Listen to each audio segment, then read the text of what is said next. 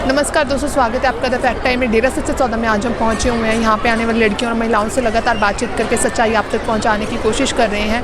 यहाँ पे एक महिला हमारे साथ जुड़ी हुई है, जानते हैं उनसे क्यों आती हैं डेरे में, क्या मिलता है इनको यहाँ पे आने से। नमस्कार मैम, आपका नाम मैम? मेरा नाम मीनू इंसा है और मैं सिरसा से हूँ। मैम कितने समय से जुड़े हुए हैं डेरे से? हम बचपन से यहीं आ रहे हैं। मेरे दादू यहाँ पे सतब्रह्मचारी थे और हम लोग स्टार्टिंग से ही यहीं आ रहे हैं। मैम क्या क्वालिफिकेशन है आपकी? MCA B.Ed। मैम आप एजुकेटेड हैं, इसके बावजूद यहाँ पे आ रहे हैं। लोगों को लगता है कि यहाँ पे सिर्फ जो अनपढ़ लोग हैं, अनएजुकेटेड लोग हैं, सिर्फ वही आते हैं। क्या इसके बारे में आप कहना चाहेंगे? ये बिल्कुल गलत है, ऐसा कुछ नहीं है। बल्कि यहाँ पे यंगेस्ट ज़्यादा हैं, सारे ही पढ़े लिखे ही हैं। और मेन बात होती है विश्वास की। और हमें यहाँ पे एक्चुअली मेरी सारी स्टडी ही यहीं की है, मैं एक स्टूडेंट हूँ यहाँ की।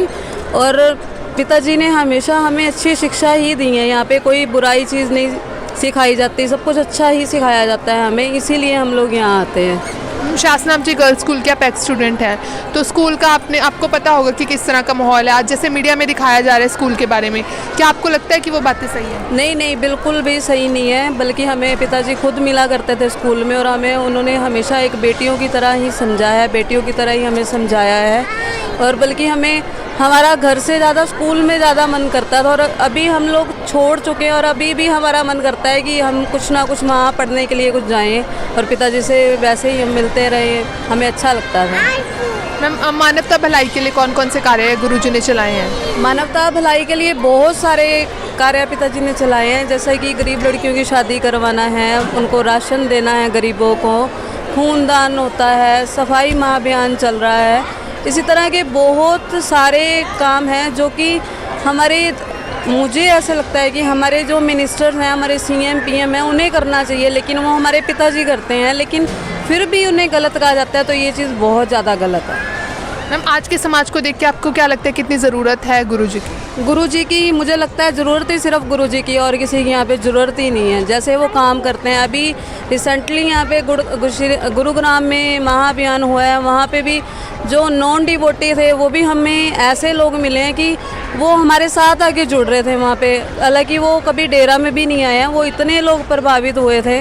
और कोई मीन्स किसी को क्या पड़ी है, कहाँ किसी की जाके सफाई करनी है, लेकिन फिर भी हमारे जो डिवोटीज़ हैं वो इतना करते हैं। वो भी सिर्फ एक पिताजी के कहने पे हम करोड़ों लोग वहाँ चल पड़ते हैं। तो दैट्स मीन उनमें कुछ ना कुछ तो पावर है ना। जो नॉन डिवोटी हैं उनको ये चीज़ तो थोड़ी सोचनी चाहिए, तभी हमें।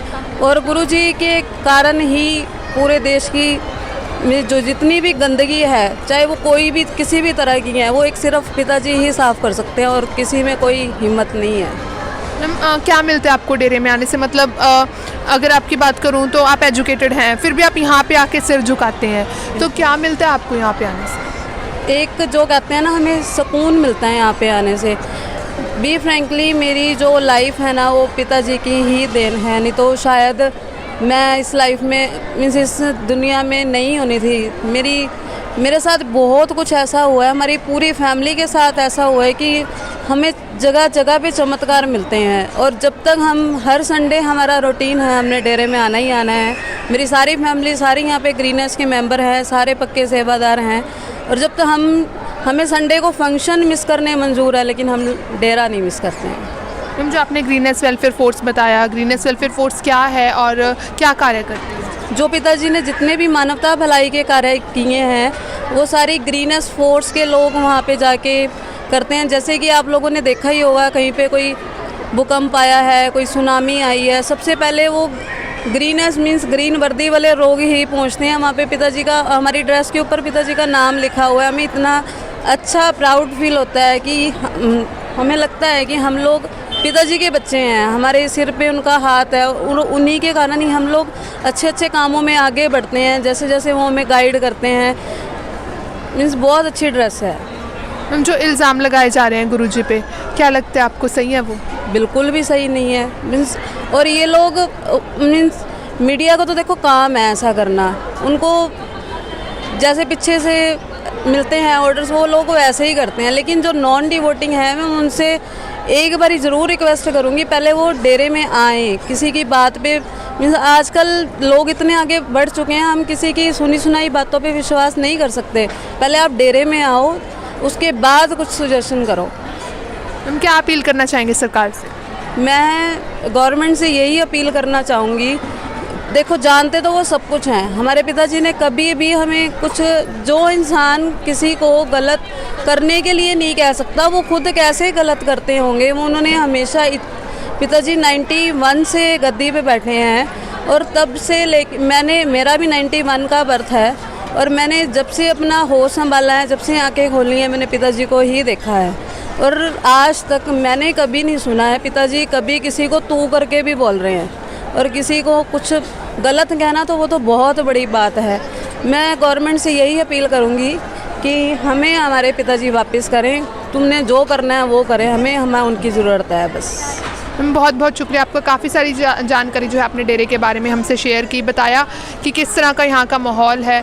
और इन्होंने एक बहुत अच्छी बात कही कि जो नॉन डिवोटीज़ हैं उनको एक बार यहाँ पे आके देखना चाहिए कि यहाँ पे किस तरह का माहौल है, उसके बाद जो है उनको डेरे के बारे में कुछ कहना चाहिए। अदरवाइज़ जो मीडिया की बातें हैं उन पर विश्वास नहीं करना चाहिए, यहाँ पर आके उनको खुद एक बार देखना चाहिए कि यहाँ का माहौल बिल्कुल दुनिया से अलग है।